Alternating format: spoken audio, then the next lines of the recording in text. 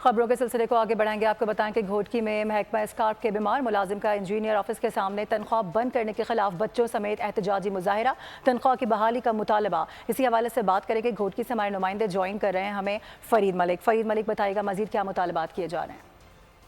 तो इस वक्त इरिगेशन ऑफिस में मौजूद हूँ, जहाँ पर ट्यूबवेल ऑपरेटर एक मुलाजिम है अहमद बख्श मेमन, जो एसडीओ इंजीनियर के खिलाफ एहतजाज कर रहे हैं। उनका मुतालबा है कि वो 1.5 माह से उनकी जो आईडी बंद की गई है, उनके घरों में फाका कशी है, जो बीमार है उसे दिल का जो भी मसला है वहाँ पर ये एहतजाज कर रहे हैं। यहाँ पर मुजाहिरीन मौजूद हैं, यहाँ पर छोटे छोटे बच्चों के साथ एहतजाज कर रहे हैं। उनसे जानते हैं कि मजीद उनका क्या कहना है।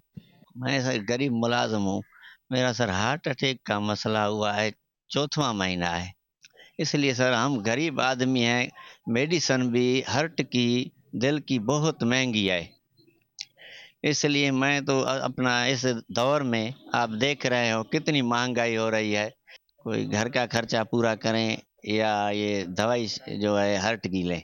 आला हकाम से मुतालबा किया है कि उनकी तनख्वाह बहाल की जाए, जैसे उनके घरों से फाका कशी खत्म हो सके। जी सब्सक्राइब करें और बेल दबाएं ताकि कोई खबर रह न जाए।